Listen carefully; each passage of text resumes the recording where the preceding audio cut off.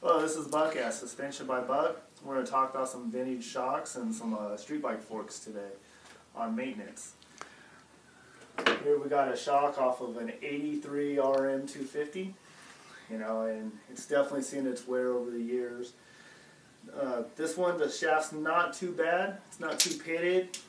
Everything looks pretty good on this part of it. Got another one here, the same thing for part shock, and not sure if you can actually see, but right here, the shaft, all the chrome is starting to wear away and pit, and usually that's from somebody who's trying to ride it with the shock blown out, bladder not having nitrogen in it, and it just wants to bounce back and forth, and then it wears the bushing and it wears the shaft.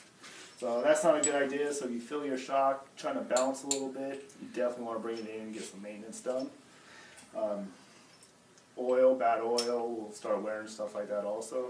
So you definitely want to keep maintenance up on your shocks. A lot of people don't think about shocks like forks. Forks will usually blow a seal, then you get your oil changed, maintenance done on it. Shock, don't blow a seal as much as a fork will. So a lot of people just let the shock go. I usually recommend about every 40 hours to 50 hours on a shock to get taken care of. So.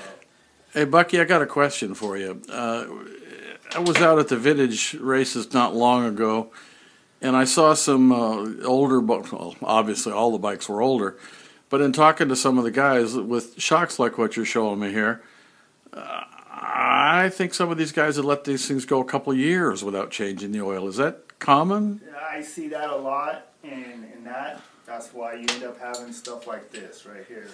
And the bad thing is it's hard to get parts for these vintage bikes now. So you don't want them to go too long because there's only so many of these shafts out there. Or even shock bodies.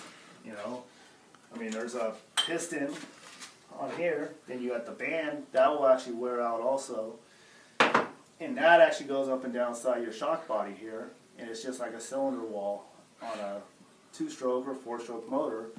So if that starts grooving up, you're going to lose compression and rebound. It's not going to work the same. So some of these older bikes, and they didn't handle all that good in the beginning, and now I think what you're saying is if people let them go, then vintage racing, you're still trying to have good suspension, so it sounds like maybe they ought to come see you a little more often. Exactly.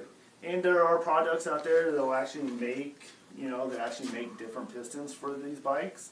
They'll actually make them work better for more oil flow, plus a revalve always works out great for a lot of the fast guys. And tracks nowadays aren't really vintage friendly, so you kind of got to set that bike up a little different to get over some of the jumps and the roughness and everything. So it's actually a really good idea to keep your suspension working great, especially on a vintage bike. I mean, you didn't have that much travel in the first place on those bikes, so you want that stuff to work the best you can. It's not like a modern bike where you have a lot of travel and clearance. So at Suspension by Buck, then, that's a service that you offer, not only the modern suspension, but the vintage stuff. Then you take care of that. Correct. I do street bikes, I do supermoto, I do dirt, off-road, moto, vintage, pretty much whatever you need done. A little bit of everything. A little bit of everything. And not only suspension, I do motors and full maintenance on bikes. Well, good. Then I'm glad we stopped by today, and I'll swing by again here one of these days and see what else you're working on. But those shocks look to me like they've seen better days. Definitely seen better days. So. Well, I hope you're successful in getting them back up to good performance. Yes, they will be good as new. Thanks, Buck. All right, thank you.